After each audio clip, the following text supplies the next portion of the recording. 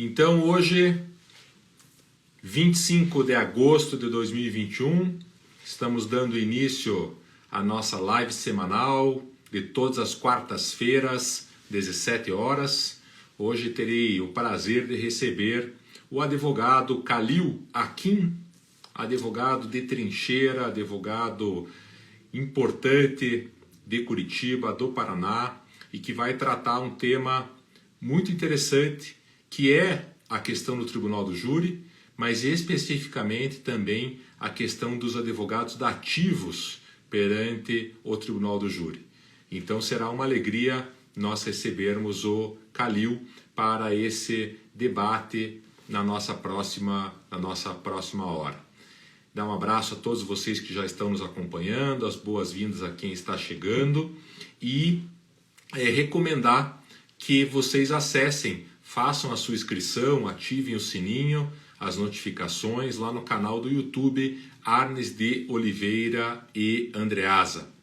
Também com a chegada agora do nosso presidente do Instituto Brasileiro de Direito Penal Econômico, Guilherme Lucchesi, fazer o convite a todos vocês para que sejam sócios do IBDPE, Instituto Brasileiro de Direito Penal Econômico. O IBDPE, com sede em Curitiba, congrega advogados, juízes, promotores e outras figuras do mundo jurídico para debater o tema específico de direito penal econômico. R$ 150 por ano a associação, portanto muito acessível para quem for ainda da graduação, há um desconto, R$ 100. Nós temos agora, na próxima semana, um evento aberto, um evento gratuito de homenagem ao professor René Ariel Dotti. É o primeiro evento em forma de congresso após a sua partida, que deixou todos nós enlutados, toda a comunidade jurídica sentindo a sua falta, e agora será prestada essa primeira homenagem, esse primeiro seminário virtual, como o Guilherme está aqui colocando nos nossos comentários, na próxima semana, de 31 de agosto a 2 de setembro, às 19 horas. Então participem do congresso, participem do seminário, mas muito especialmente sejam nossos associados. Vale a pena participar. Nós contamos também com eventos absolutamente para sócios. Então seja associado do IBDPE e participe conosco. O Kalil já está pedindo passagem aqui para entrar e em seguida daremos início ao nosso bate-papo com ele sobre a advocacia dativa no Tribunal do Júri. Na próxima semana, dia 1º de setembro, nós estaremos com o Anderson Mariano, advogado em Londrina, e trataremos de CPI e seus reflexos no meio jurídico. Seja bem-vindo, Kalil. Grande Marlos, salve! Como é que vai? Alegria vê-lo, mesmo que de forma virtual. Obrigado pela tua presença, seja muito bem-vindo. O pessoal aqui estava num suspense, saber se você via, se você vinha, se você não vinha. A Jéssica está te mandando um grande abraço aqui, a Jéssica Buiar, Guilherme Lucchesi também te mandando um abraço. E eu queria que você começasse esse nosso bate-papo de maneira muito tranquila, de maneira informal, contando um pouco da tua trajetória, Kalil. Da tua formação, da graduação, do teu escritório da advocacia, da tua atuação profissional. Esse sempre é uma parte importante das lives, e que o pessoal fica muito interessado em saber como é que essas grandes personalidades do mundo jurídico como você começam e despontam aí na advocacia. Marlos, muito obrigado. É um privilégio, é uma alegria enorme estar aqui contigo, ainda mais com tantos amigos, tantas amigas que vão aparecendo. A Jéssica, o Lucchesi, um abraço enorme para eles e para tantos que estão aparecendo.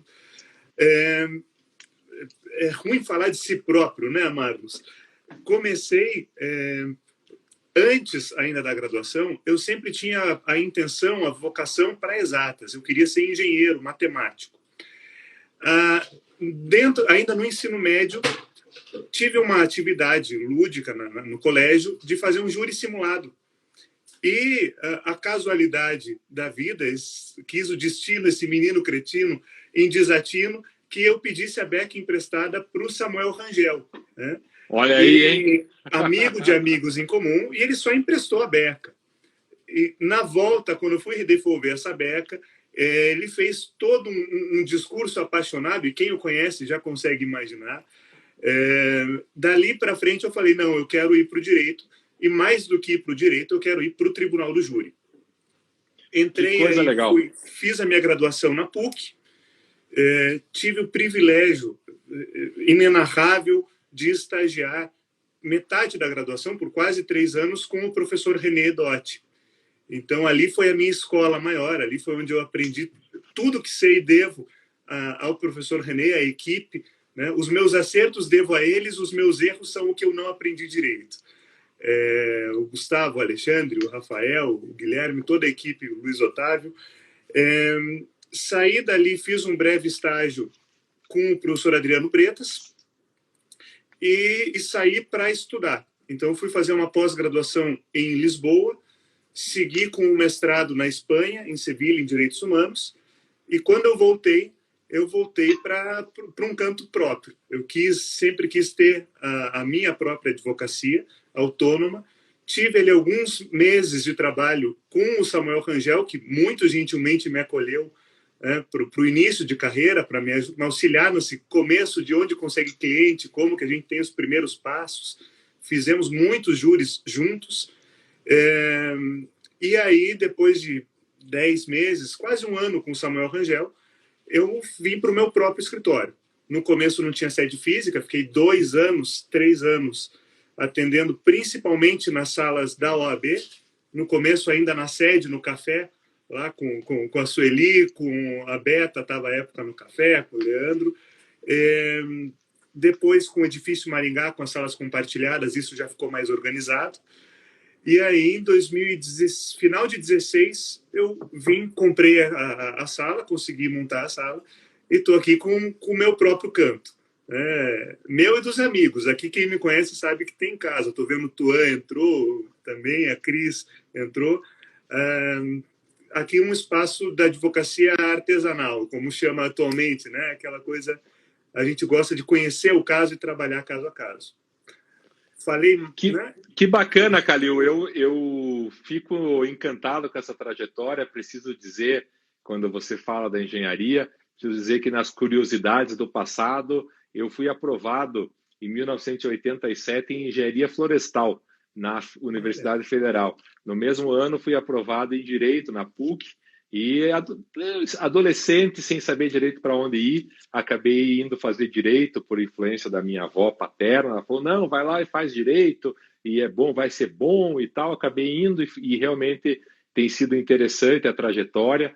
E você mencionar o Samuel Rangel é uma grande lembrança, porque durante a faculdade de 87 a 91 e depois durante alguns anos, a sede do CAS, do Centro Acadêmico Hugo Simas, eu fazia PUC, mas o Centro Acadêmico Hugo Simas sempre é a nossa referência, como é a Universidade Federal do Paraná, funcionava uma sede histórica ali na Marechal Floriano, e o Samuel Rangel comandava a Quinta no CAS, que era o grande evento que todo mundo precisava participar, o Samuel com o violão dele, até hoje a gente sabe que ele continua tanto na igreja da igreja do Perpétuo Socorro, quanto no bar do nosso amigo Riade, e o Samuel continua comandando as noites curitibanas. E aproveitar a tua fala também, que mencionou o professor René e a tua experiência de 3 anos com ele, eu renovar o convite para quem está nos acompanhando agora, do dia 31 de agosto ao dia 2 de setembro, portanto, semana que vem, às 19 horas, dia 31, 1º e 2, nós faremos um congresso do Instituto Brasileiro de Direito Penal Econômico, totalmente online, totalmente gratuito, e um congresso em homenagem ao professor René e à trajetória do professor René. Para dar uma palhinha, as artes estão sendo rodadas hoje, devem começar a ser divulgadas amanhã. No encerramento, teremos o professor Miguel Reale, numa mesa presidida pela doutora Rogéria Dotti. Então, fica aí um convite para que vocês se inscrevam e participem conosco dessa homenagem ao professor René, onde o Calil teve a honra de participar durante 3 anos do staff do escritório da advocacia do professor René. Viva, René! Parabéns, Calil. E aí, Calil, entrando no nosso tema, advocacia no Tribunal do Júri, primeiro eu queria que você contasse, muitos dos nossos ouvintes desconhecem o que seja advocacia dativa. E esta é uma fonte de riqueza da advocacia espiritual, simbólica, importantíssima. Eu queria que você falasse um pouco sobre a advocacia dativa para depois a gente entrar na questão propriamente dita do júri, da advocacia dativa no júri. Claro, Marlos. Bom, a advocacia dativa, eu falo aqui, eu vou misturando um pouco também com a minha trajetória para ficar um pouco mais, para eu conseguir me entender melhor na fala. A advocacia dativa, ela existe para suprir uma necessidade onde a defensoria pública não consegue alcançar, seja por uma deficiência de pessoal, não tem pessoas suficientes, seja uma estrutura que não alcança algumas comarcas específicas, mas, e aí eu falo especificamente na área criminal, não existe uma defesa criminal, não existe um processo penal sem defesa, e sem um defensor, uma defensora especificamente. Se o réu, se o acusado, ele é pobre, não tem condições de pagar um advogado particular, e tem, claro, as situações polêmicas da pessoa que tem dinheiro, mas não quer pagar, também é outra parte polêmica, né, Marlos? Mas o Estado deve fornecer, deve prover uma defesa. Onde a defensoria pública não chega, quando não tem defensor, por quaisquer motivos, existe a advocacia dativa. Como que isso funcionava no Paraná até 2015, em alguns estados ainda é. O juiz, ele tem a responsabilidade de nomear, né, isso sempre, é o próprio juízo que faz a nomeação, e até 2015 no Paraná, essa nomeação era de uma forma informal, por assim dizer. Então existia ali uma lista, alguns juízes eles pediam currículo, alguns juízes só pediam cartão, então a gente chegava lá, deixava o cartão, falava, eu quero ser voluntário aqui, e algumas comarcas do interior, principalmente, o magistrado ele pegava, buscava as inscrições na ordem daquela comarca para nomear, né, dentro da lista de advogados existentes, escolhia algum. Em 2015, foi promulgada a Lei da Advocacia Dativa no Paraná. E mudou muita coisa. Mudou muita coisa. Por quê? Porque até 2015, ao passo em que as nomeações eram dessa forma, receber os valores dos honorários era, para muitos de nós, uma ilusão. Muitos dos advogados que atuavam como dativos até 2015 diziam frequentemente, mais um pro bono, é mais uma assistência social do que uma forma de oferir renda. Por quê? Porque o Estado do Paraná não pagava, algum governador, não vou me lembrar qual, mas houve um governo que, por decreto, falou que não iria pagar, então suspendeu o pagamento por 4, 5 anos. Os honorários até 2015 eram uma ilusão, uma briga judicial com precatórios e lá vai. Vem em 2015 a lei e muda duas coisas. Primeiro, agora se recebe. Então agora existe uma tabela própria, é um pouco aquém da tabela da ordem, mas os honorários eles são devidamente pagos. Quem atua como dativo recebe uma certidão, faz o protocolo na Procuradoria do Estado e vamos colocar aqui no pior dos cenários, 6, 7 meses, recebe ali os valores. Mas o principal ponto que eu trago para falar, é a forma de nomeação. Agora existe uma lista aqui no Paraná que a Ordem dos Advogados regulamenta. Cada um de nós, né, que tem essa vocação, que quer atuar como dativo, se prontifica no site da OAB. A Ordem organiza essa listagem, passa para os juízes, e os magistrados, quando vão nomear a partir dessa lista. E houve uma nova mudança em 2020, se a memória não me trai, que agora, para participar dessa lista, é necessário que o advogado ou advogada ou comprove a atividade e realize 2 cursos, salvo de engano, de 2 horas cada, 4, 5 horas no total, cursos de extensão, né, da área de advocacia que se pretende atuar. Então, essa é a advocacia dativa. Então, falando aqui muito brevemente, Marlos, por favor, me interrompa, eu falo demais. Lógico, não, eu estou achando ótimo. Eu tenho essa mania de tribuno de júri de falar 1h30, então me interrompa, né? Deixa comigo. Mas, de forma bem objetiva, então, a advocacia dativa é a defesa de pessoas pobres, carentes, vulneráveis, que o Estado vai, talvez, em algum momento depois, pagar os honorários nossos, né?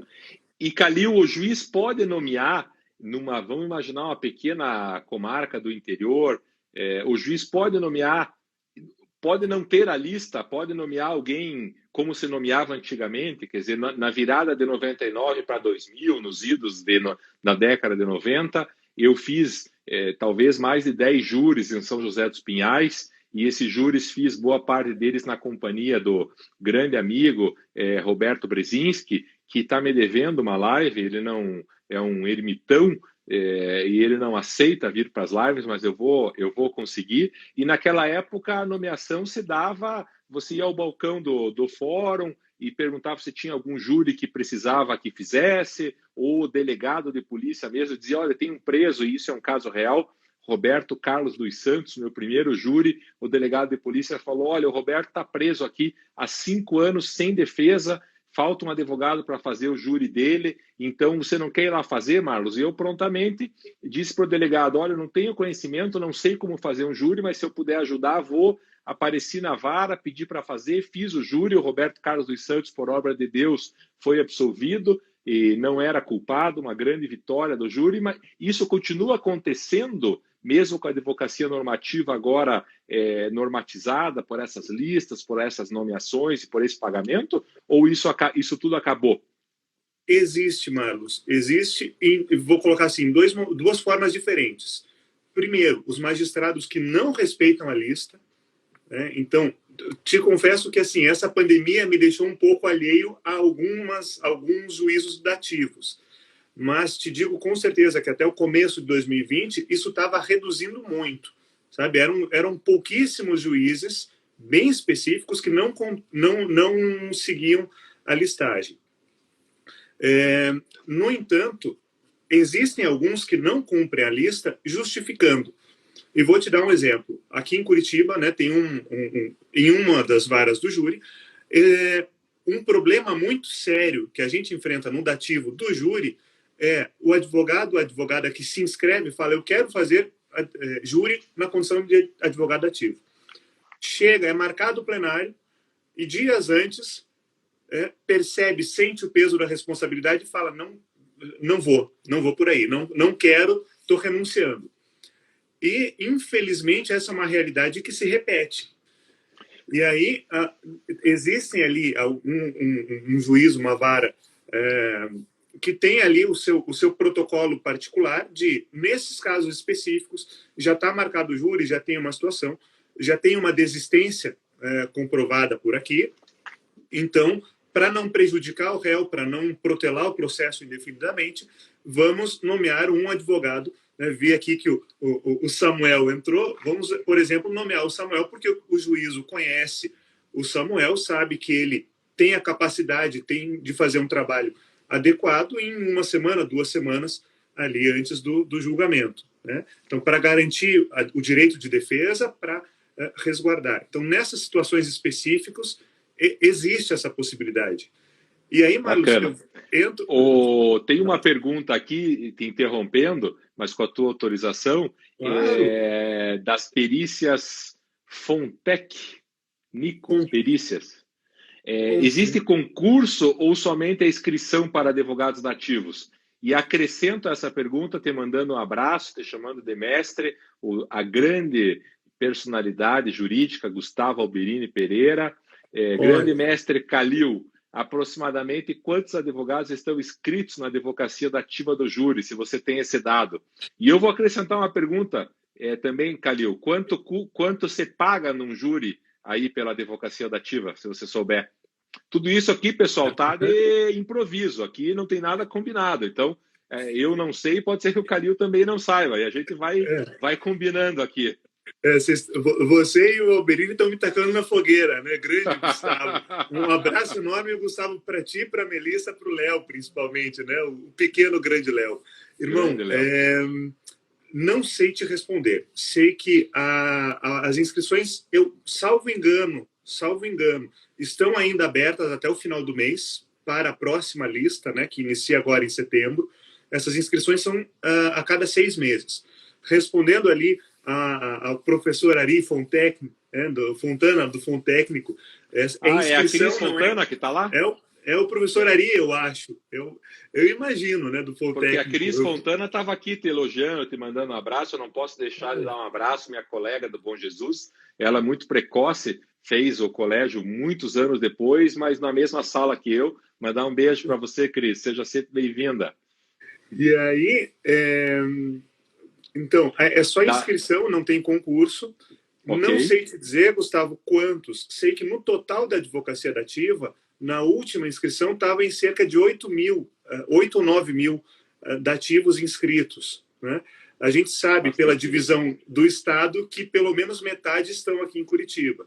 E rotineiramente, mais de 1.000 entram na lista do júri. Isso a gente consegue, depois, fazendo uma busca, quem tiver interesse, entra na página da Advocacia Dativa no site da OAB, entra nas listas e a lista é pública, né? Então consegue verificar isso. É um dado fácil de acessar, mas eu não tenho aqui agora. Da mesma forma, quanto é o honorário, você sabe? Da mesma forma, os honorários, mas não sei de cor. Salvo engano, girava em torno de 3 mil o plenário. Tá? Salvo engano, eu tenho que confirmar isso, mas porque a tabela de honorários normal está em torno de 6 a 7, se a memória não me falha, e aí a tabela dos dativos é sempre abaixo, né? Sempre a quem gira em torno, salvo engano, de uns 3 mil reais o plenário. Bacana. E aí vamos entrar no júri, mas antes eu vou mencionar a Sandra Silveira, que está conosco, casualmente irmã do Samuel Rangel. E a Sandra fez um comentário quando a gente falava do júri do Roberto Carlos dos Santos, dizendo que ela fez um destes e que ela sempre diz que a absolvida foi ela.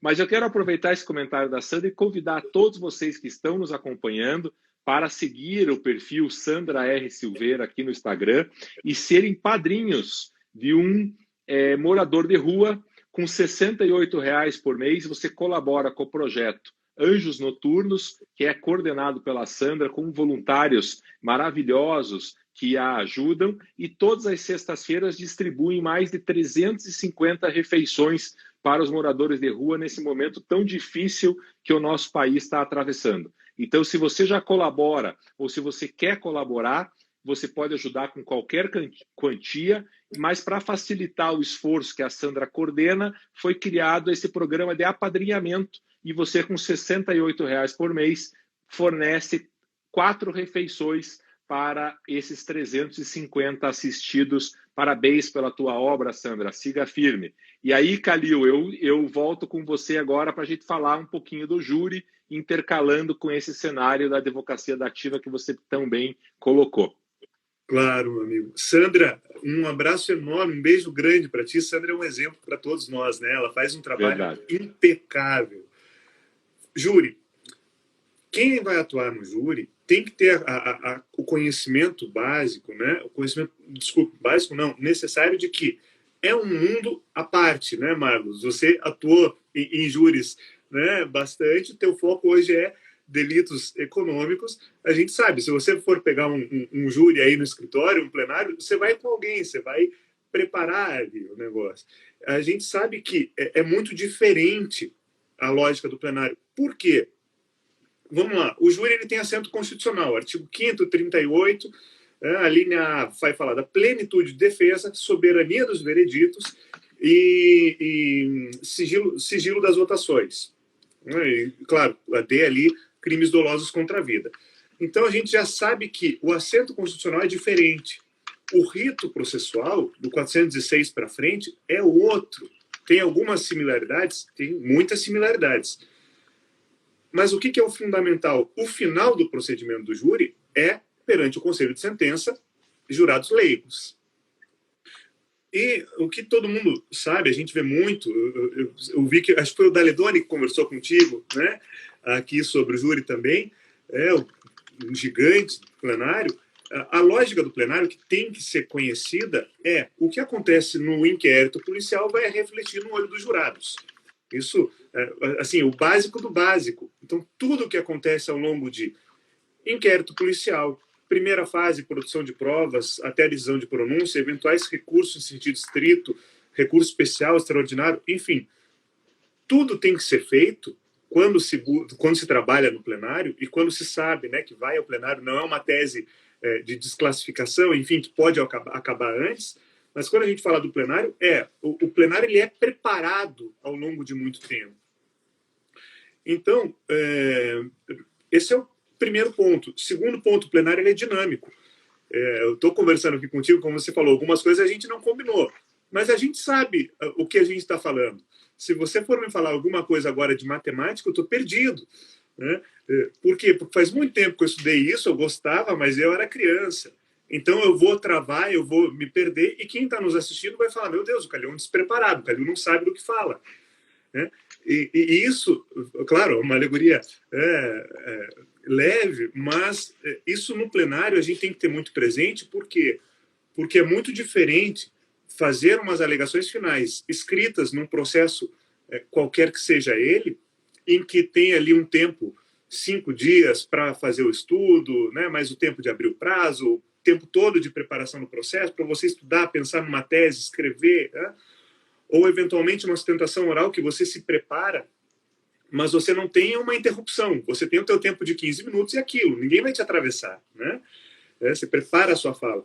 E comparar isso com o júri, que é o procedimento, não é 1h30 de fala, né? É um plenário todo, porque o júri ele começa muito antes da fala, começa na entrada, na postura da defesa, do promotor, do juiz, na hora de se sentar enquanto os jurados estão chegando, no recebimento, sorteio dos jurados, no começo da instrução, a forma de perguntar testemunhas, que tipo de pergunta é feita, não é feita, aí com interrogatório e culmina, é claro, nos debates, naquela 1h30, em que existe toda uma dinamicidade. Eu estou falando aqui, tem promotor de justiça, a gente conhece vários, que tem promotor que a função dele é ver o relógio, percebe o discurso da defesa, e quando a defesa está chegando no final, falta ali 5 minutos, ele começa a atrapalhar, fazer partes tumultuárias. Né? E a gente tem que saber lidar com isso, e para saber lidar com isso, qual que é a base? Tem que conhecer o processo, conhecer a lei e conhecer o processo.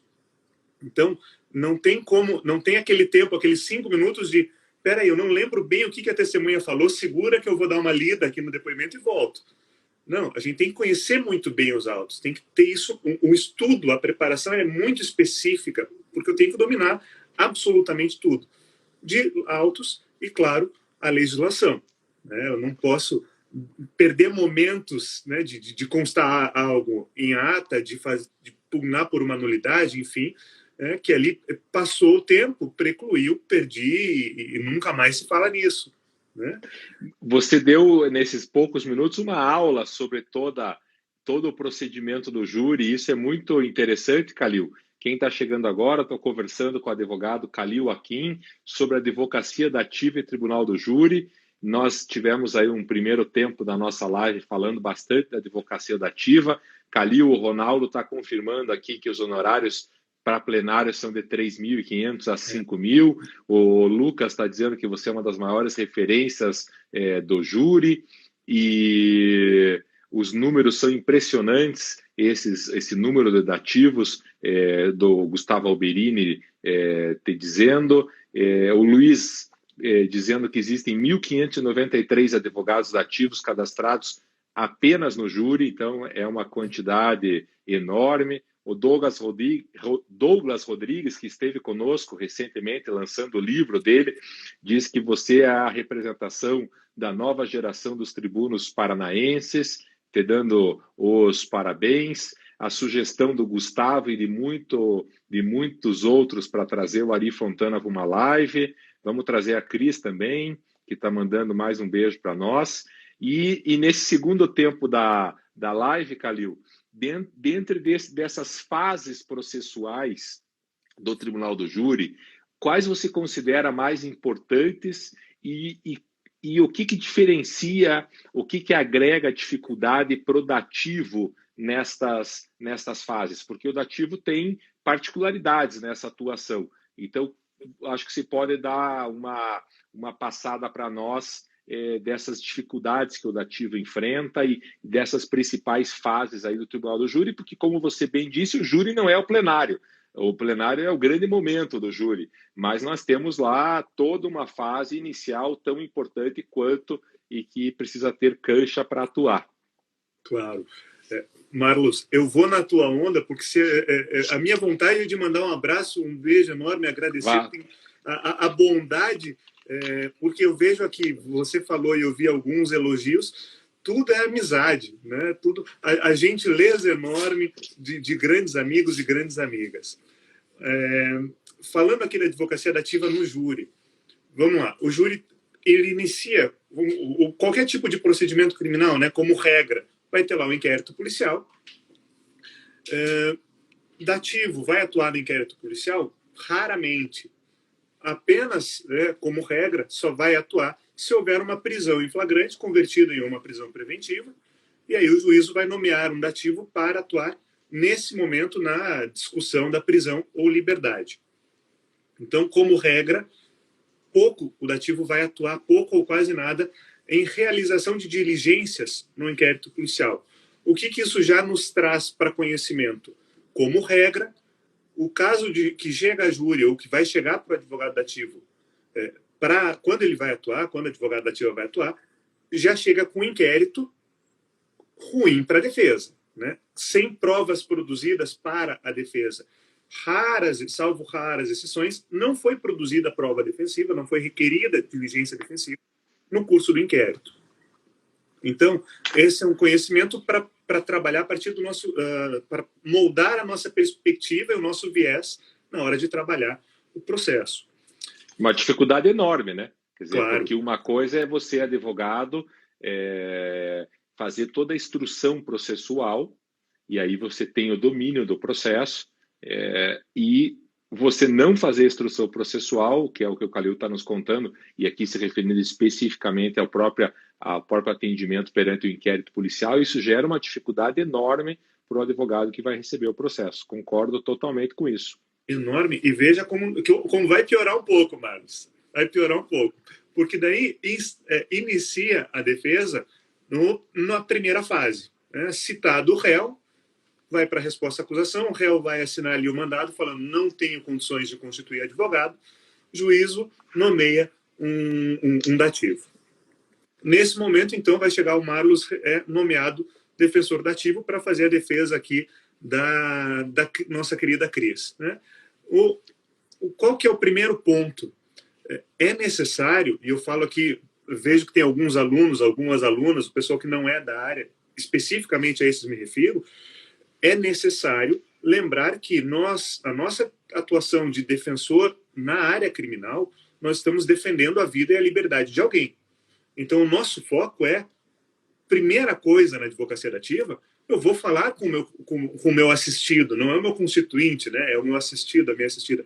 Eu preciso ir atrás do réu, eu preciso ir atrás da ré para falar com ele, para saber a sua versão dos fatos, para entender o que aconteceu. Né? Não é simplesmente falar, mas ele está preso no interior de São Paulo e aí então vou arrolar aqui testemunha fantasma, vou arrolar o pai e a mãe e vida que segue, eu vou trabalhar com o que tem aqui no processo. Não, né? Nós estamos lidando com a vida de alguém, com a liberdade de alguém e a apresentação da resposta à acusação, sabemos bem, é momento preclusivo para requerer provas e diligências. Então a gente precisa conversar com a pessoa para entender, eventualmente, se tem uma testemunha que ele quer chamar, se o lugar tinha uma câmera, enfim, para conhecer o que a gente vai fazer. E na advocacia dativa, Marlos, infelizmente, tem, talvez por inexperiência de muitos, né? Não tem essa diligência de ir atrás para falar. Então, a gente vai chegar num final com um processo que aparece ali algumas falhas. E por que eu falei que piora? Porque dei o exemplo aqui de nomear o Marlos para a primeira fase. O Marlos vai e faz até a pronúncia, o réu é pronunciado. Preclusa a pronúncia, O juízo ele vai intimar as partes, e essa é uma fase substancial dentro do rito do júri, que é do artigo 422, que é o juízo intima primeiro o Ministério Público e depois defesa para, no prazo de 5 dias, requerer diligências, arrolar testemunhas e sanear quaisquer requerimentos que entenda necessário para o plenário. A jurisprudência majoritária vai dizer que esse prazo de 5 dias é um prazo preclusivo. E aí o que acontece? Chega esse momento, preclusa a pronúncia, o juízo vai intimar lá o Marlos, né? Estou te usando de exemplo, nem perguntei se podia, mestre. Deve. Intima o Marlos fala, olha, eu trabalho com direito penal econômico, eu não vou atuar no plenário. Recuso a nomeação, agradeço a confiança, mas estou saindo do processo. E aí chama um advogado, advogada que vai atuar dali para frente. Primeiro problema que o dativo muitas vezes enfrenta, o artigo 422. O advogado, ao renunciar, clicou ali no sistema para falar renunciar o prazo, ou ele, né, atentou para isso e peticionou e saiu do processo antes, deixando esse prazo aberto. Então, a primeira coisa que o dativo precisa tomar muito cuidado, muita atenção, quando entra nesse momento processual, é ver se tem ou se não tem, e caso não tenha sido apresentado, requerer a reabertura do prazo em homenagem à plenitude de defesa. Ele precisa ter um defensor que atue de fato. Nesse momento, e aí é uma nova dificuldade, porque assim como na resposta à acusação precisa ir até o réu para entender o caso, saber quais são as testemunhas a chamarem, enfim, nesse momento ainda mais importante, porque é quem vai falar para os jurados. Então, muitas vezes a gente vê, não deu tempo, não conseguiu, por qualquer motivo, não falou com o réu, e fez aquele tradicional, vou chamar o pai e a mãe. E aí chega no plenário e é o filho que não vê os pais há 10 anos, foi expulso de casa porque era usuário de droga e batia na mãe. Então, imagina a situação, né, de a própria defesa chamar uma testemunha que destrói o próprio réu, né? Então, é necessário ter esse cuidado e esse zelo.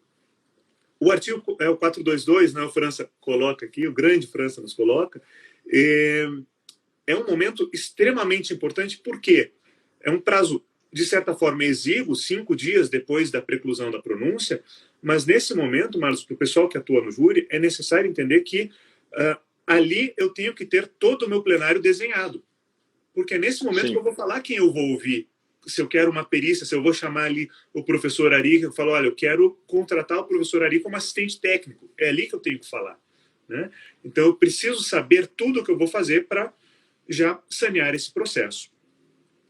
Mas, muitas vezes, o advogado ele continua e, como eu mencionei antes, chega ali 1 semana, 2 semanas antes do plenário e renuncia. E aí o juízo, não vou ser tão...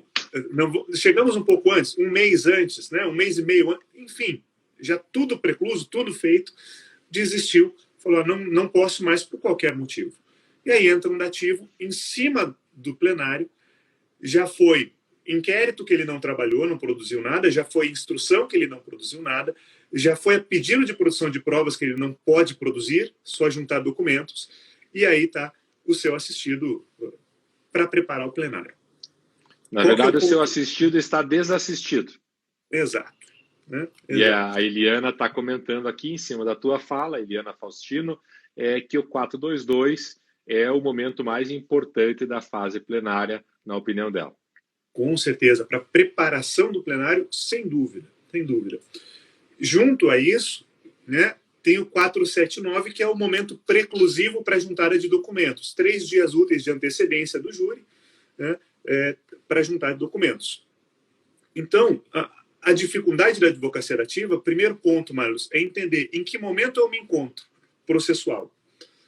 Entendendo o momento processual, o que eu posso fazer, né? Conversar, primeira coisa sempre, conhecer o réu, conhecer a ré, conversar, entender o contexto, para saber que tipo de diligência, o que eu posso fazer.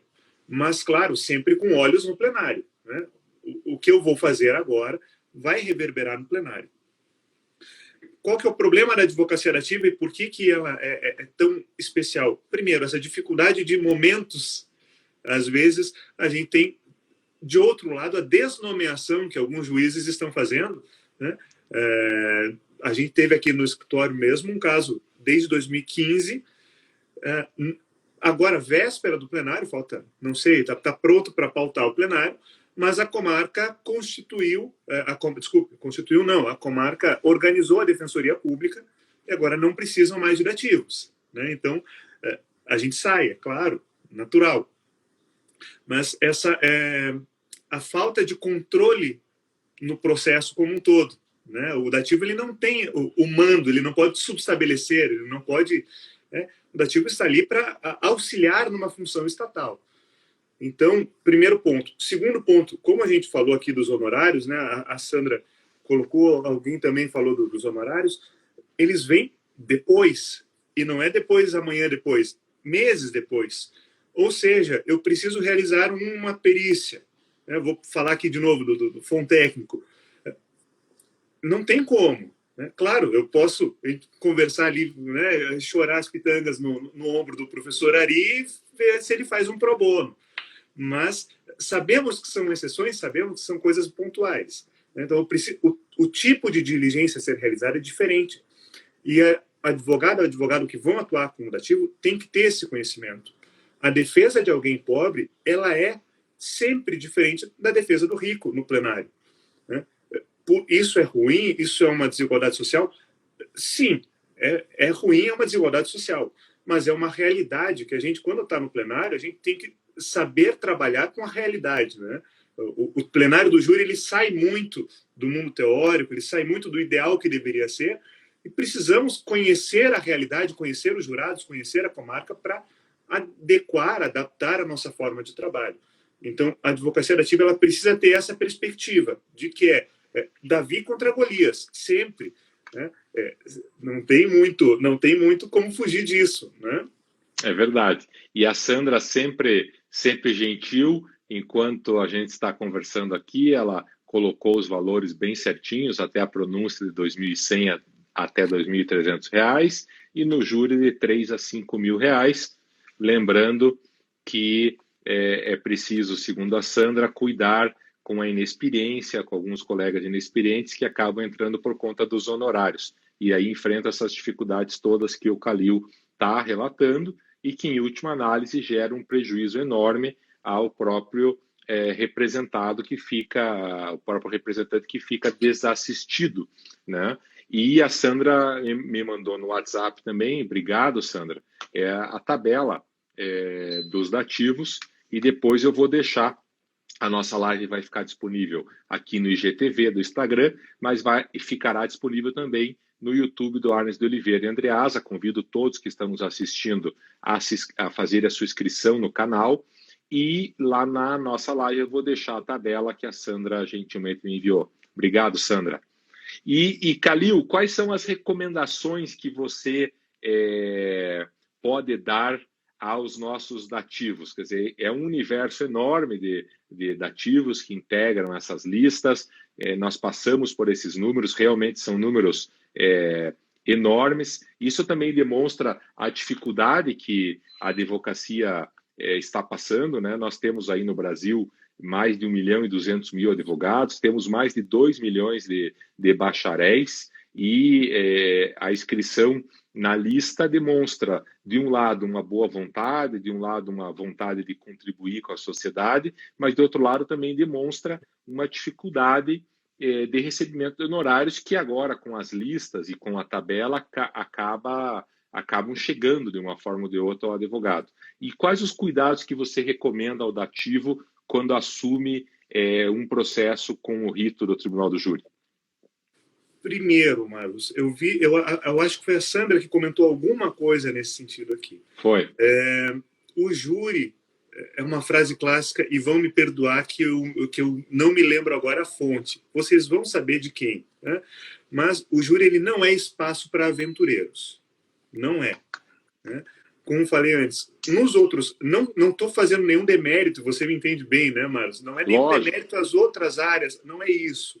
A gente atua aqui com outras áreas dentro da advocacia criminal, não é demérito, mas o dinamismo do júri ele faz com que o profissional ele precise estar muito preparado. Não tem espaço para uma vírgula de erro. Qualquer, né, um tropeço ali, um pisão em falso, uma palavra mal colocada, acabou. Você está condenando o seu próprio cliente a uma pena de 12, 15, 20 anos. Então, assim, não tem o espaço para iniciantes. Mas, Calil, como é que você começou? Como que eu começo? Primeira coisa, assiste júri. Veja, o júri, ele é um rito, e né, quando me escutarem aqui falando, não é assistir os debates. Muitas vezes, né, os acadêmicos gostam, os advogados iniciantes gostam de vou ver o júri do Samuel Rangel, vou ver a parte que ele fala, vou ver ali o júri da doutora Ticiane, gosto muito da Ticiane, vou ver o que ela fala, vou ver o júri da Ledônia, a parte que ele fala. Não, né, o júri, ele dura muito tempo. Né, um júri curto, vamos falar assim, quando nada acontece, quando é um júri fácil, simples, o rito é tranquilo, não tem divergência entre as partes, o júri dura 4, 5 horas. Esse é um júri muito curto. Então é necessário, para quem quer atuar no júri, assistir júri. Voltemos aqui ao mundo antes, pré-pandêmico, que eu passava dias sentado, ia aqui para o tribunal do júri, sentava e assistia, porque você precisa aprender com profissionais, né? Bons e maus profissionais. Você vê o que é certo, você vê o que é errado. Hoje em dia tem a facilidade enorme de que a pandemia nos trouxe esse ponto positivo, talvez, que foi a virtualização das sessões. Tudo está no YouTube. Abre o YouTube e assiste. Vê como que os grandes tribunos, né, vamos falar aqui, o Adriano Bretas, o Brzezinski, como é que eu quase esqueço do Brzezinski, o Silvério, como que eles se portam. O Pedro Porto estava aqui também conosco. Como que ele faz uma pergunta, como é que ele se porta, que tipo de requerimento que faz. Conheça o rito, veja. Primeira coisa. Segundo, é muito bom estar no plenário, então, atuar num júri antes de fazer o seu próprio. Né?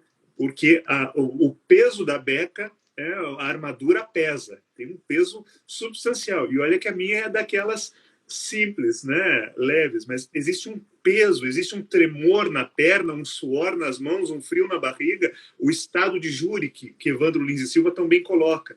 Isso vai acontecer no teu primeiro júri, no teu 50º júri, no teu 103º júri, vai acontecer. Então, e se não acontecer é porque você não está ali, né, Calil? Se não acontecer, tem alguma coisa errada. Né? Eu sempre digo aqui no escritório, os advogados que me acompanham nas audiências, que cada audiência eu coloco a mão na mesa e se não ficar marcado o suor da mão na mesa é porque eu não estou presente na audiência. Porque ou você sente esse frio na barriga, ou você está de corpo totalmente presente e, portanto, está pesando a beca, como você disse, você está em estado de defesa, você tem a defesa, pede a palavra, ou você está cumprindo pro forma ali a tua função. Isso não só no júri, como eu penso que em toda a advocacia. Então, Exato. Você estava na tua segunda recomendação. Muito boa. Segunda recomendação, Marlos, seria estar em plenário, no sentido de...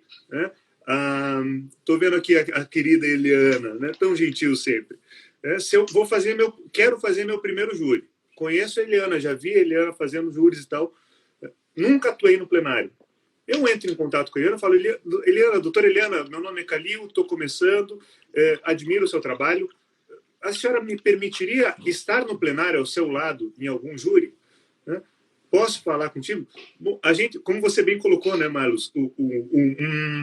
Não sei se é só um problema, mas é uma característica dos nossos tempos, 1.200.000 advogados. Então, a gente tem um contato com muita gente. Né? Então, é possível você buscar alguns colegas que se disponham a dispor esse espaço.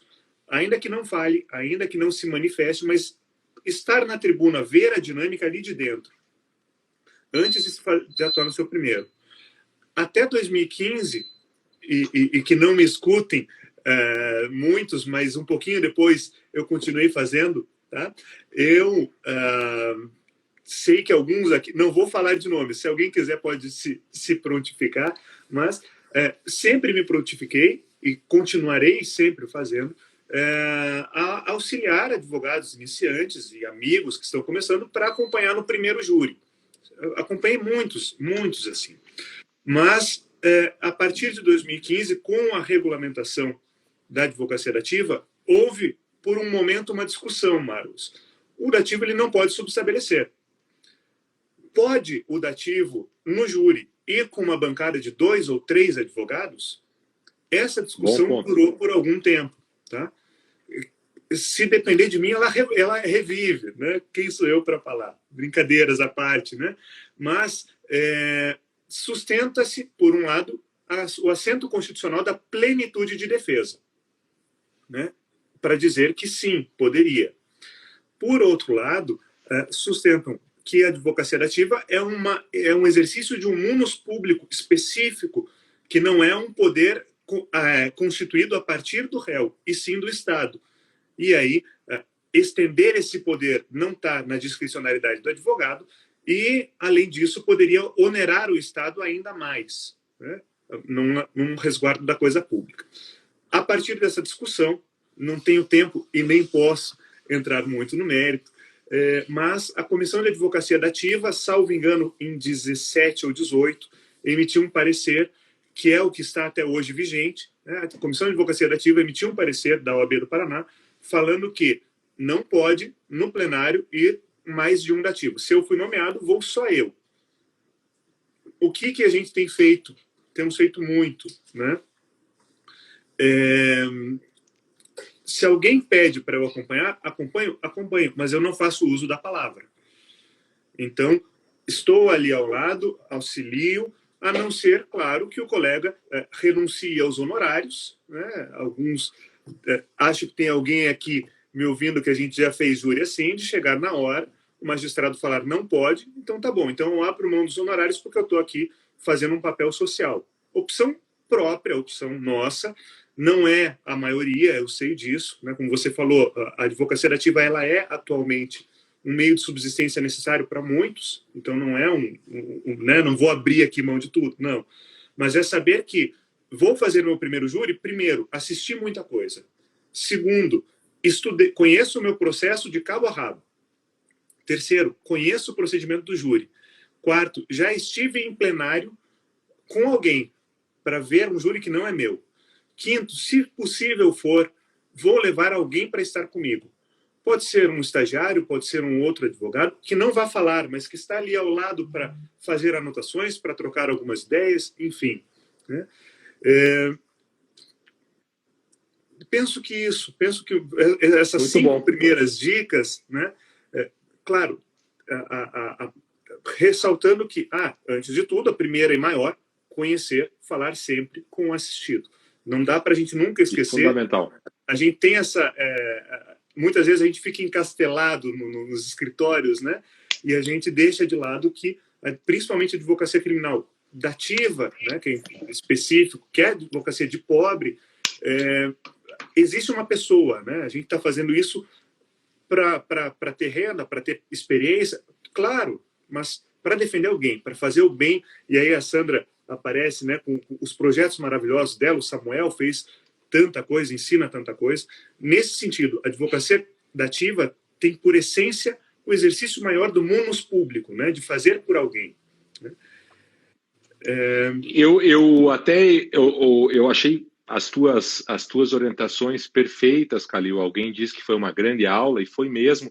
Enquanto você falava, eu fiquei pensando, dá para transformar essa nossa conversa e esses teus ensinamentos num bom artigo, porque ele foi muito ao ponto, muito didático.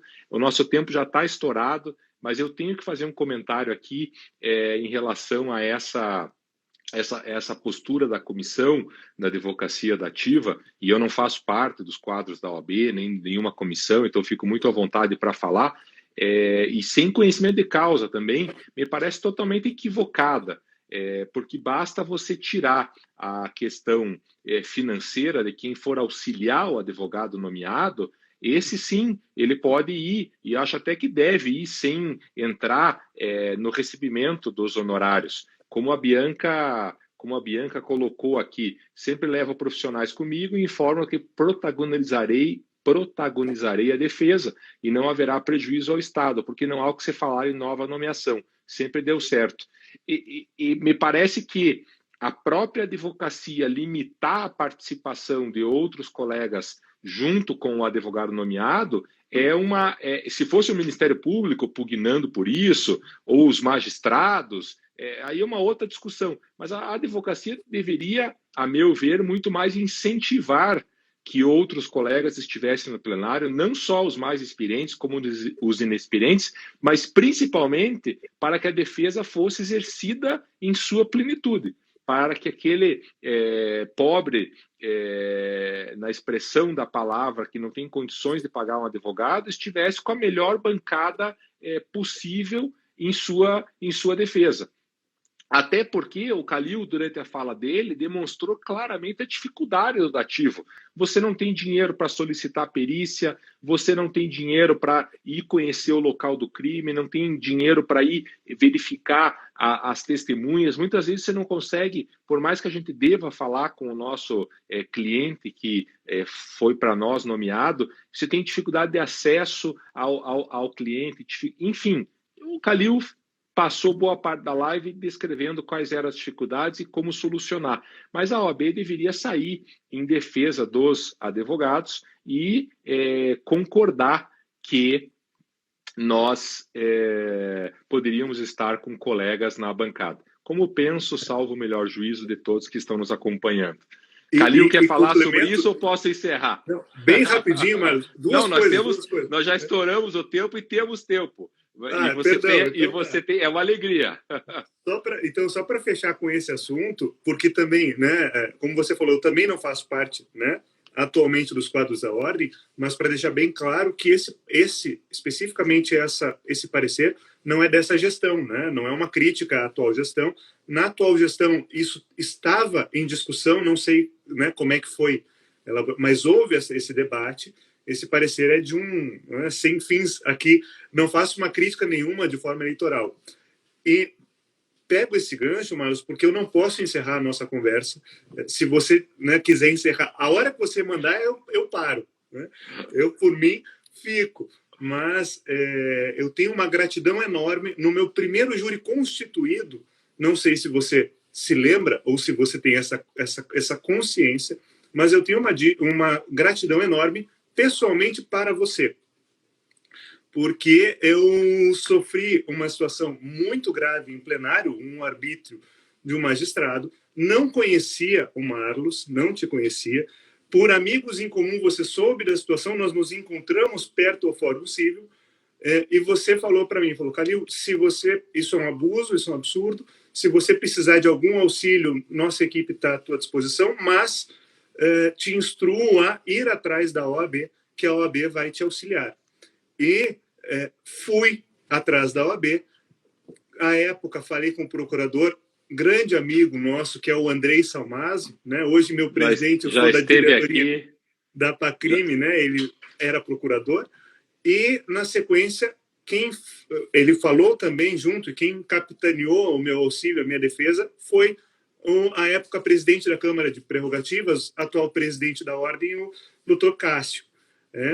O Tuan está aqui falando, né? O Tuan que contou, fez a ponte. Então, tenho, desde há muito, uma gratidão e uma admiração muito grande por ti, Marlos, porque obrigado, no momento em que eu iniciava a carreira e efetivamente não nos conhecíamos, você foi um dos primeiros a dar a mão e falar, não, isso está errado e tem que ser combatido.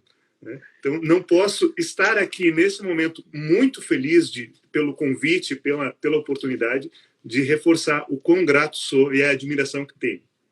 Obrigado, Calil. Você merece todo o apoio, merece toda a consideração e foi muito legal a nossa live, foi muito dinâmica, foi muito interativa, foi uma aula mesmo. Eu acho que vale a gente reduzir a termo a nossa live. Você veja, de uma coisa tão moderna como uma live, a gente voltar para reduzir a termo, mas para sair um artigo, e a Eliana está sugerindo, e se você topar, eu banco essa, a gente fazer um cursinho de 4 horas para advocacia dativa.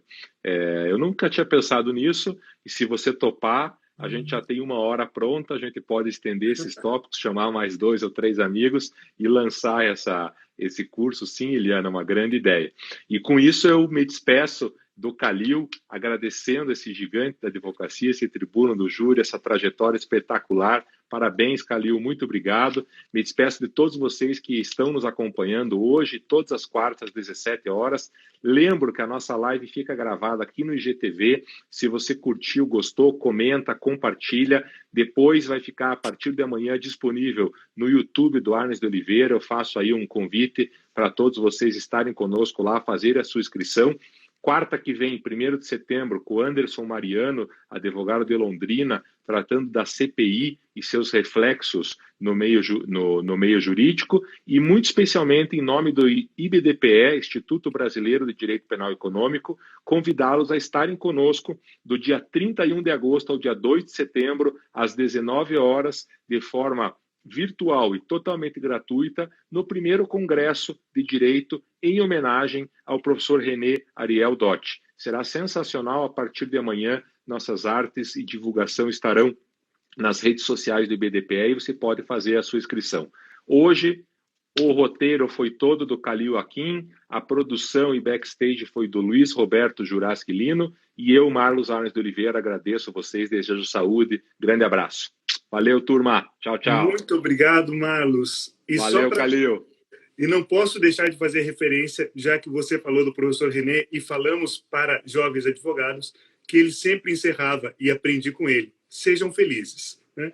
Grande abraço, meu amigo. Isso aí, sejam felizes. Viva o professor René. Grande abraço, Calil. Tchau, tchau.